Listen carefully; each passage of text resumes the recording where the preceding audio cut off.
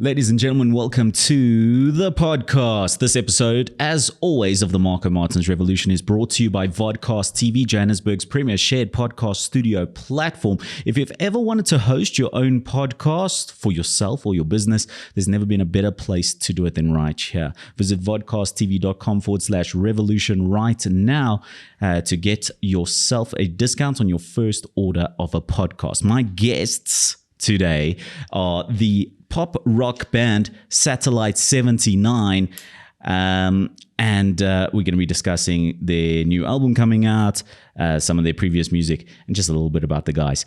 Welcome to the show. A revolution is a fundamental and relatively sudden change in political power.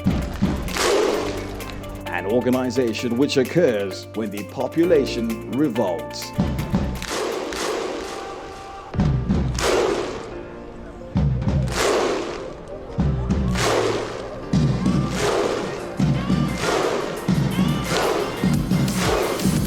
This is the Marco Martins Revolution, powered by Vodcast TV. Visit vodcasttv.com for more.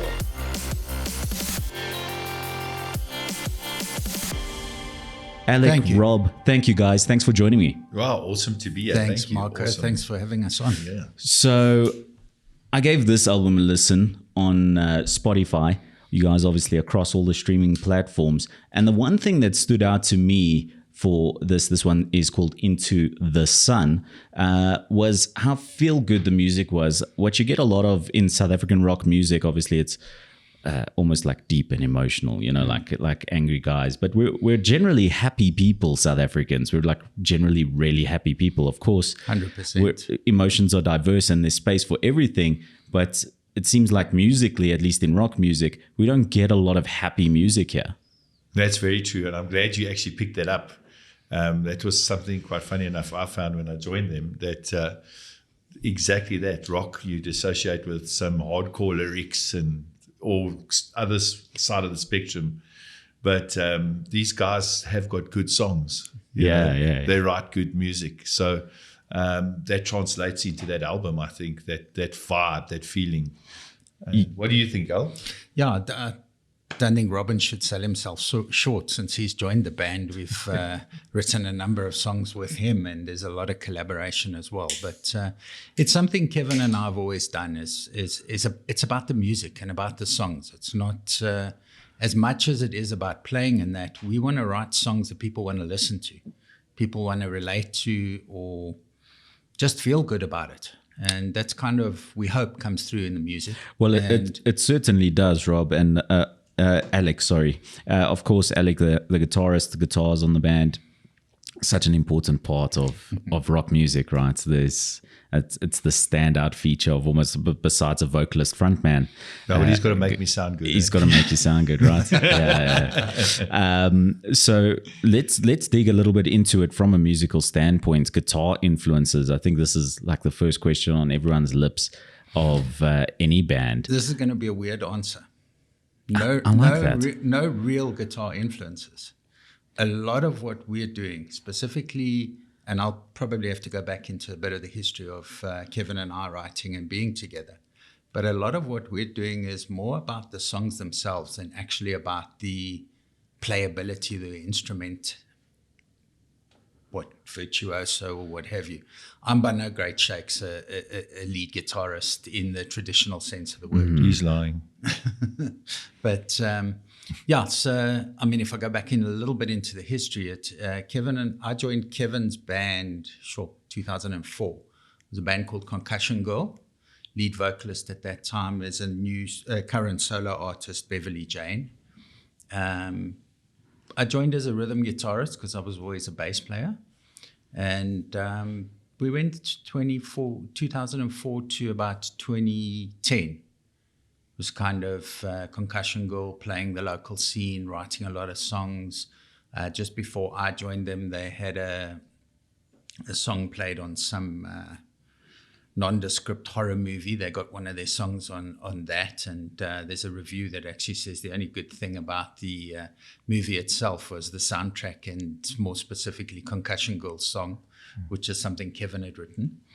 And then when that band broke up, Kevin and I just kind of sat and said, what are we going to do? And we said, well, let's just keep writing. Yeah. And we kept I think it was a Wednesday night practice night that we used to have. And we just used to get together every Wednesday. Kevin's got a studio at home, and we just started writing. Yeah, I think that's where they cemented their relationship as musicians, because Kev's a bass player. So Right. Alec being in a bass playing background, and Kev in a similar sort of zone, and Alec migrating to guitar. And I think Kevin had a lot to do with that whole thing. There couldn't be two bass players, you know? Yeah. And Alec actually, he didn't say this to start with. When I met Alec, he was my guitar teacher. Oh, cool. And this was in high school days. So Alec's been playing guitar a lot longer than anyone knows. And that's where they cemented it. When I joined these guys, they've had these years together of writing songs.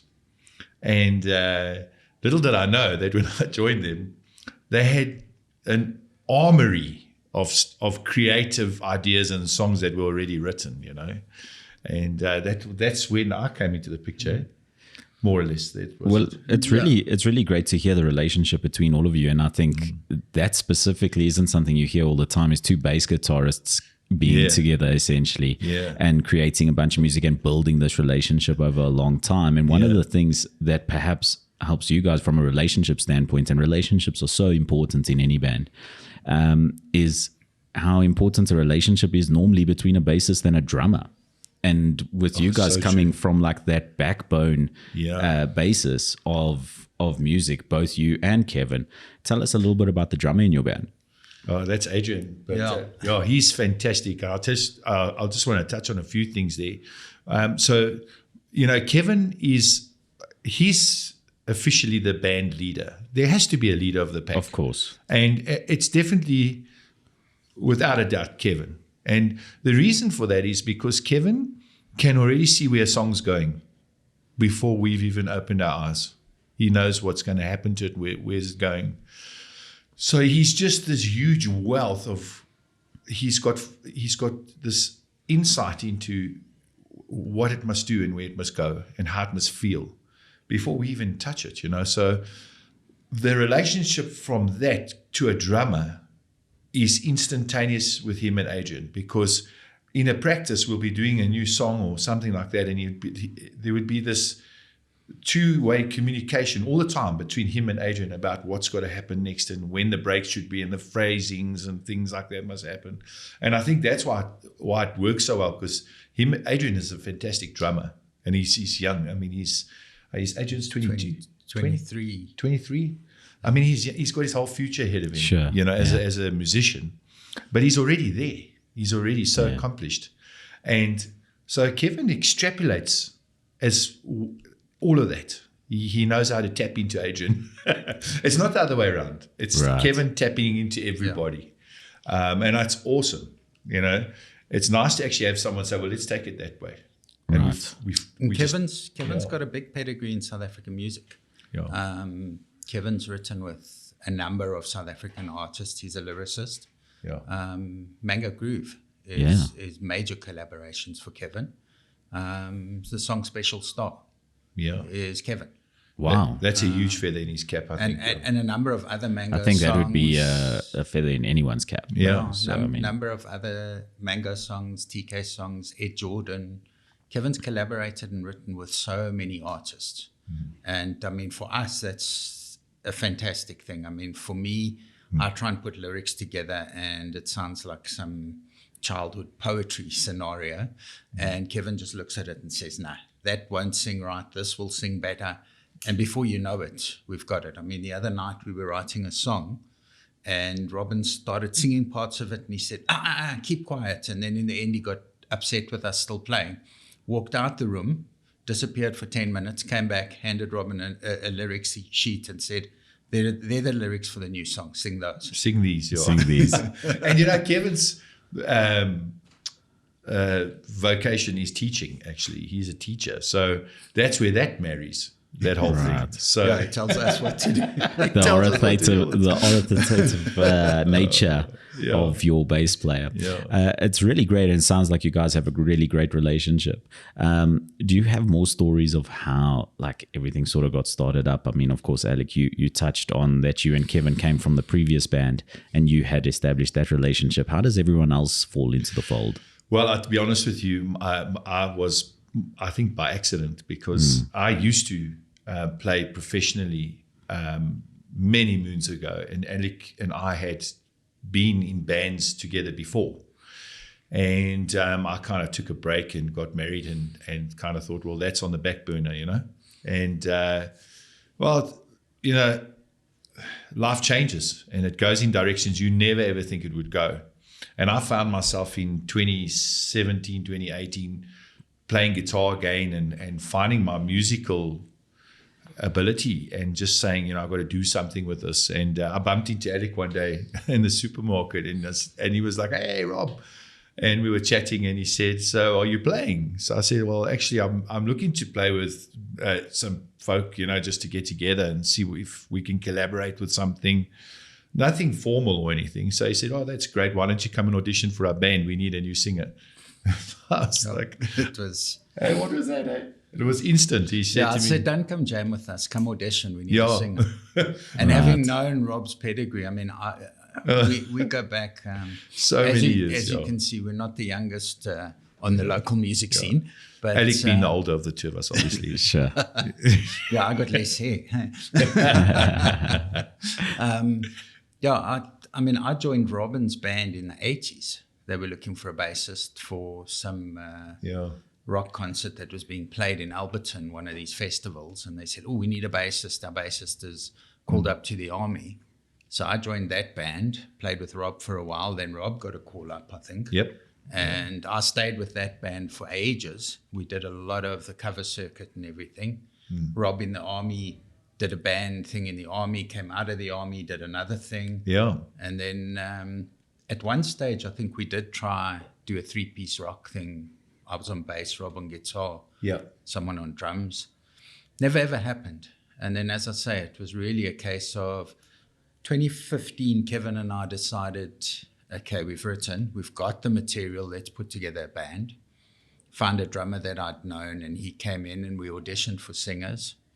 And I must be honest, I don't know how the guys on America's Got Talent and American Idol keep straight faces when some of those people come on to sing, because we had some doozies come and audition for us. While you're there, tell us about the audition process. Obviously, you're not sitting behind a desk listening to someone sing a cappella. No, this is pretty much, I mean, we advertised that we were looking for a singer for our band.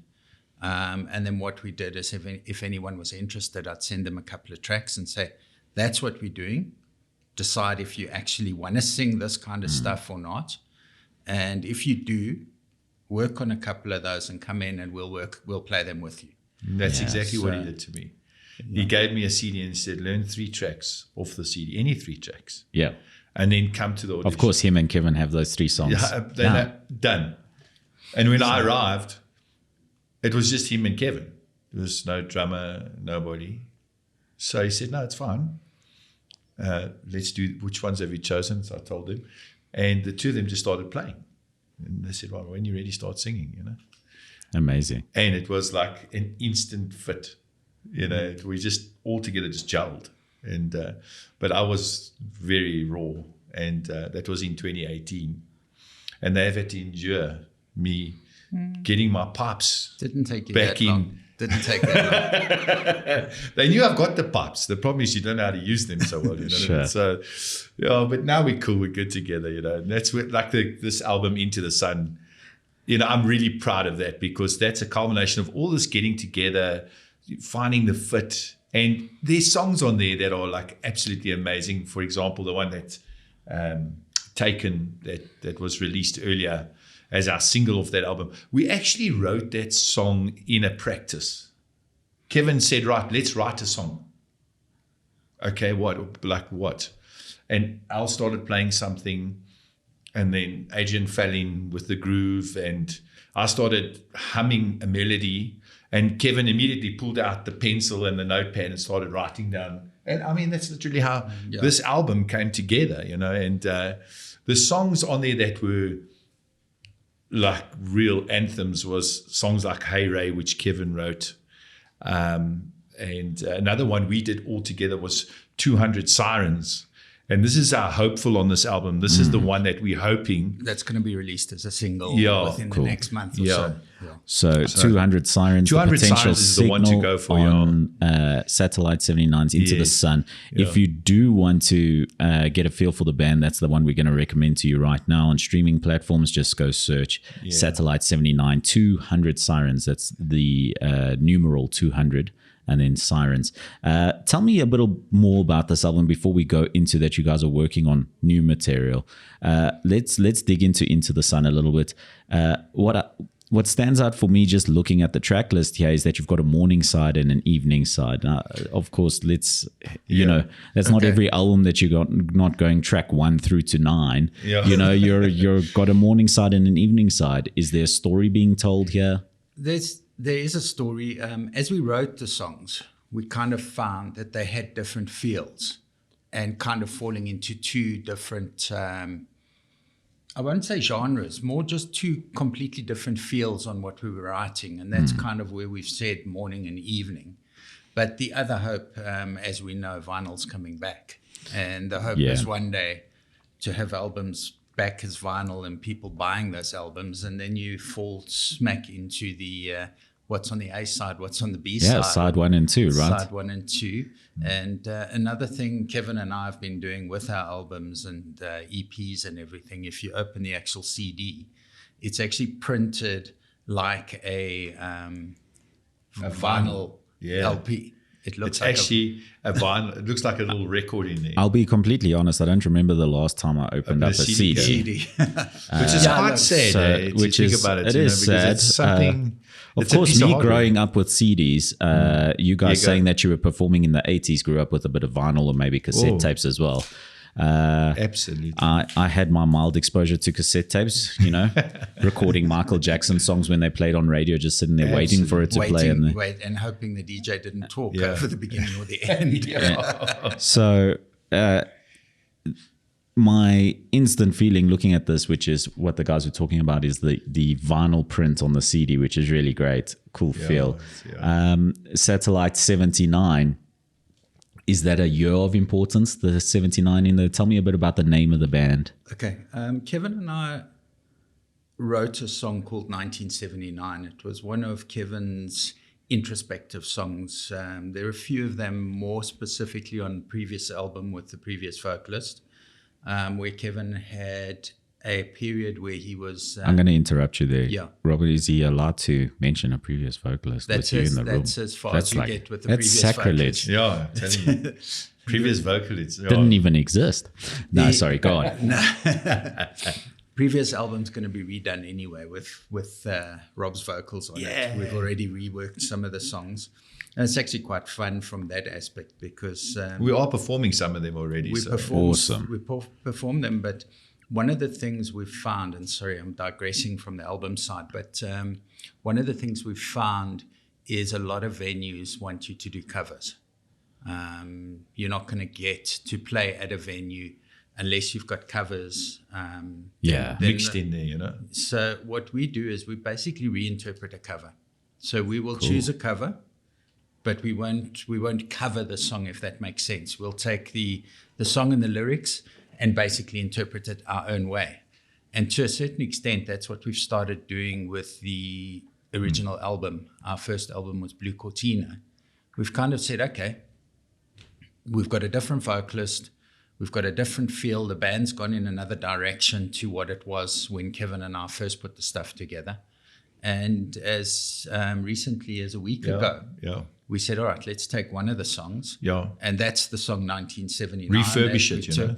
Yeah. And we've basically said, what would Satellite 79 today do with that song? If someone said, here's the song I wrote, how are we going to put it together?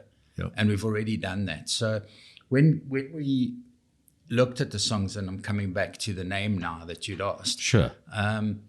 Kevin and I had a project based on one of these songs that he'd written which was a song he called Dirty White Boys. And he wrote it about his time in national service when he was up in Angola.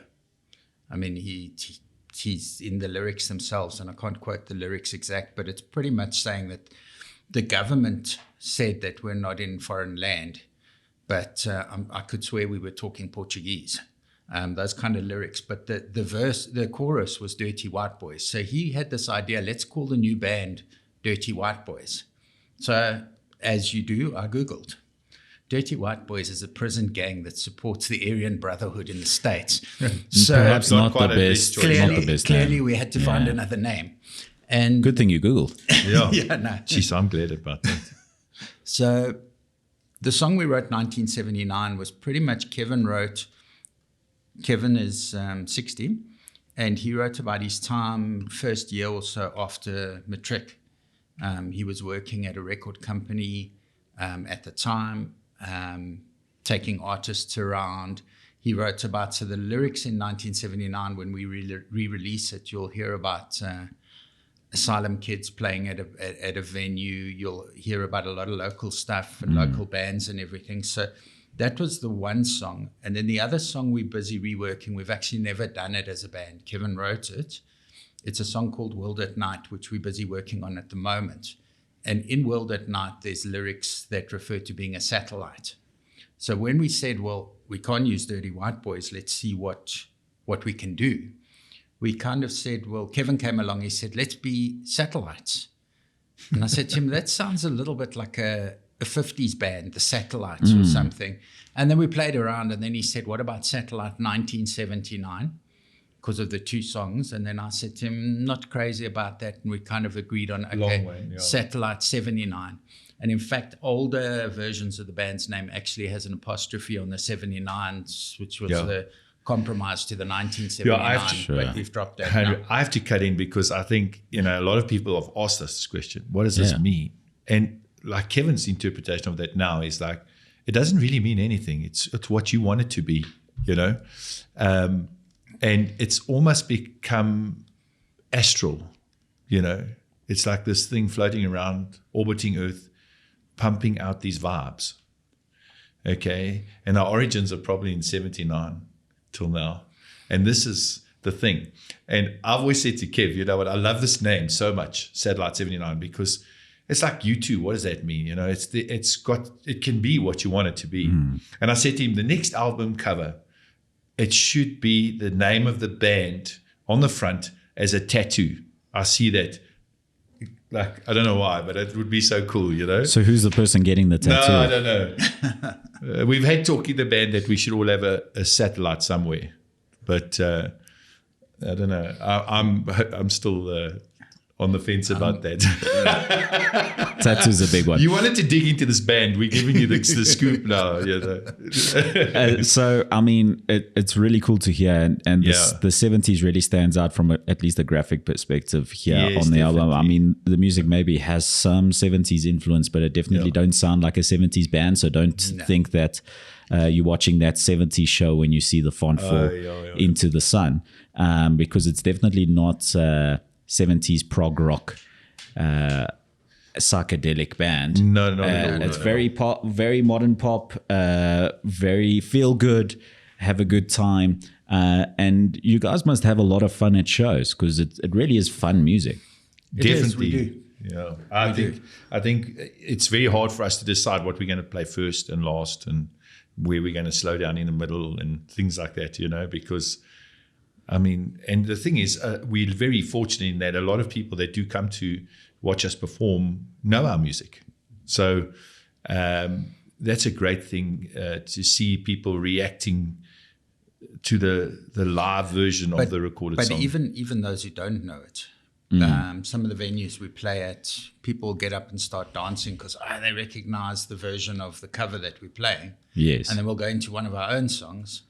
and they just stay dancing and having a big party with themselves as well. So Yeah, which is even bigger compliment to your music than a bad movie review that compliments your song. You know, it's like if you can keep people on a dance floor, that's the biggest compliment you can get as a musician, especially when you're attracting people with a cover, with a song they know well, a song that they love. They get onto the dance floor for that, but then they stick around for your original music is really a big, big compliment as a musician. Speaking of which, gentlemen, how do people find you? Where's your gig guide? Do you have a website? How do they find out where you're going to be playing? No website as yet, but there is a Facebook page, Satellite 79. There's an Instagram, Satellite 79 as well. We've been a little bit slack on that. Unfortunately, health issues on myself and Kevin have kind of kept us out of everything for the beginning half of this year. But we're all back. And COVID and lockdown, all sorts of things. Completely understandable. Yeah. But we're pushing. Candice, who set this up, is assisting us with marketing and bookings. And we're hoping to start getting out there a lot more. Yeah. Every gig, everything we put up will be on the Instagram and the Facebook pages. I do have a website domain name and everything, and that's going to be set up shortly as well. It'll just be satellite79.co.za. That's going to happen soon, within the next month or so. So yeah, I was unfortunately out of it for about 3 months. And things have been hectic. I mean, all of this has been just escalating and escalating, you know. So it's a wonderful thing. But, you know, doing the admin and the documentation and getting someone out there sorting it out. Not a very musician-y thing to do. No, not at all. We just want to rock up. I just want to sing. You know? That's exactly it. You know. We'll carry a drum kit, and that's about the most of it, you know. Like, no, that's Adrian's job. We carry our own stuff. Luckily now we do have Candice on board, who's handling the PR of the band and the bookings and that sort of thing. Because it's you know, being involved, you're so in it, you can't really do that. You know what I mean? And already, I must just say that, just getting back to this album, Into the Sun, I think Into the Sun is also a real true representation of 4 guys coming together and making music now. And I honestly feel it's like the beginning of who the identity of this band really is now.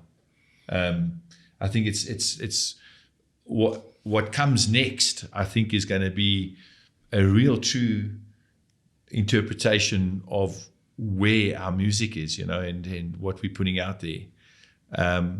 And this one here is like the beginning. Into the Sun is the beginning for me of being really part of this band. You know, these guys brought me in, and they even wrote their songs to suit my vocal ability. Amazing. You know, so that's starting to show in that album. Not entirely. I'd say about 60% of that album now is there to suit me vocally as well as us playing it, this stuff. But what we're busy with right now, what we're busy recording now for the next album is a hell of a lot more of a collaboration between all of us and like a real true identity of who this band is, I think. Yeah, I think our biggest problem going forward is going to be which songs to cut out. Yeah, we've been writing crazy. I think that's first of all, it's a very good problem to have. Yeah, sure. Second of all, it's the worst job in the world for any musician, because you leave a little bit of yourself in every song that you write, and to cut a song away completely can be a heart-wrenching task. Yeah.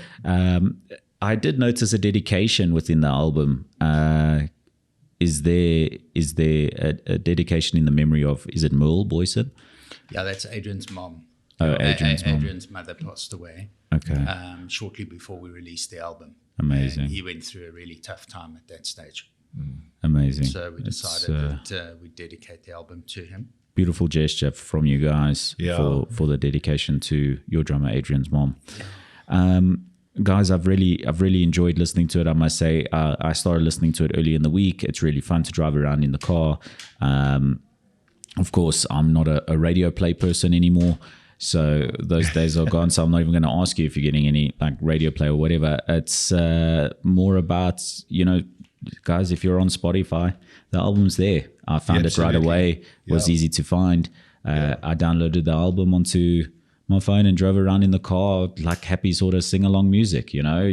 That's cool. A little bit less anxious on the road. Exactly what we wanted. Yeah, so it's really a feel good. So I recommend to everyone to head on over to your favorite streaming platform, look it up. Like the boys say, they feel their single is 200 Sirens. You can make up your own mind if you're feeling very morningish or a little bit of the evening side.